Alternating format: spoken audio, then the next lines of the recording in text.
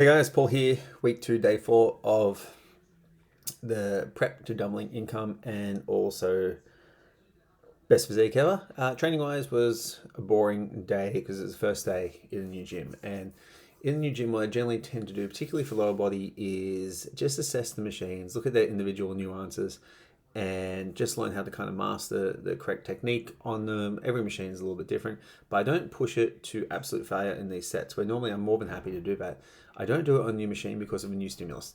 It will generally make me too sore, which will negatively impact later workouts in the week. So I didn't want that to happen. There was no need for it. It's not going to push me forward. Like the actual benefit of going to failure in that one workout is not going to improve anything.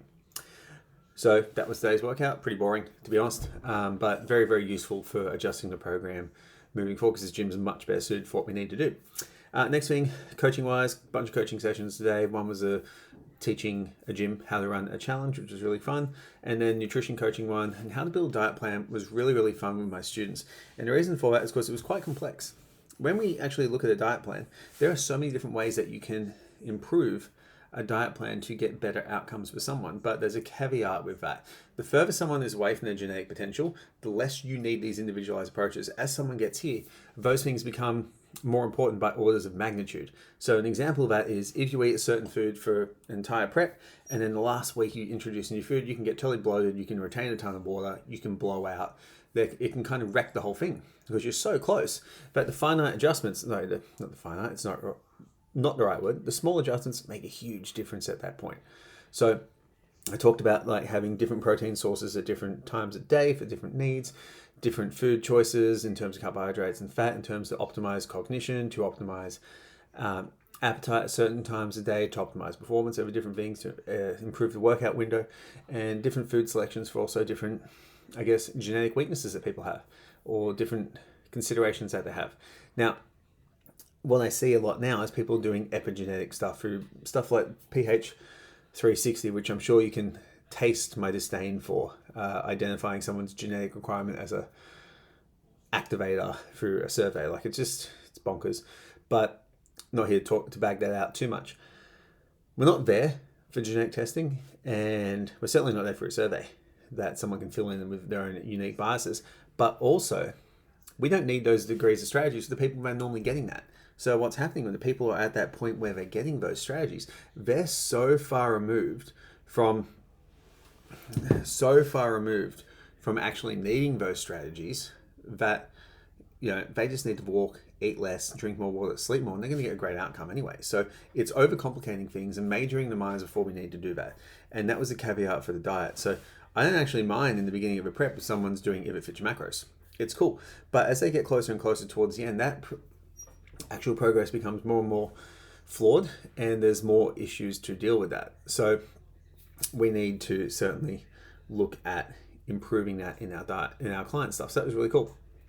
Going over that and seeing the students actually start to understand that and how much more they can actually do. In terms of work, 3 leads today for the coaching program, which is fantastic.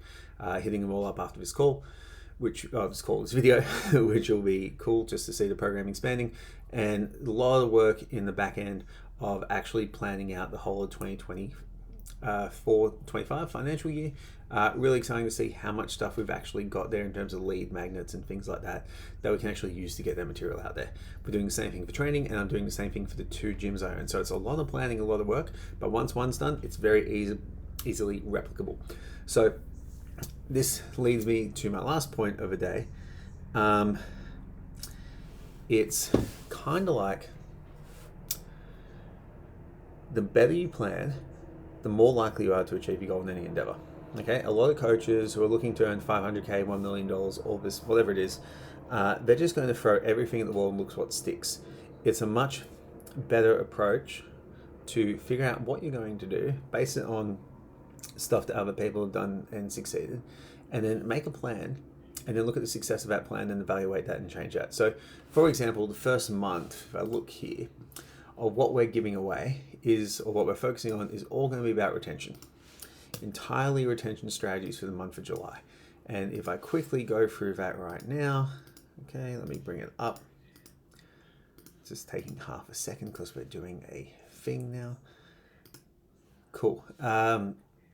All right, we're going to do 5 podcast topics a night because there's 5 weeks, there's 5 Mondays there, 5 YouTube edits, 15 reels, 10 podcast posts.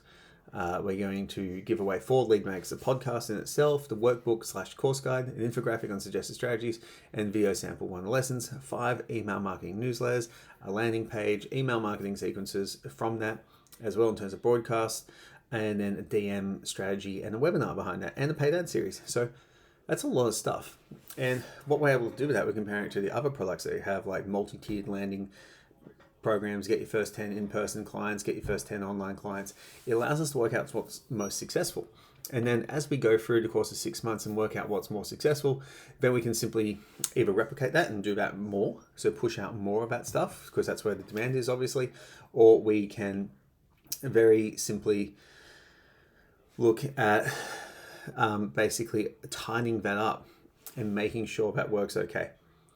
So we need to make sure we tidy that up and then see, okay, well, what was the problem? So we look at multi-tier training product and see that, hey, the lead page is really good. But what about the lead page was different to retention? Was it the offer? Was it the podcast? Whatever it was.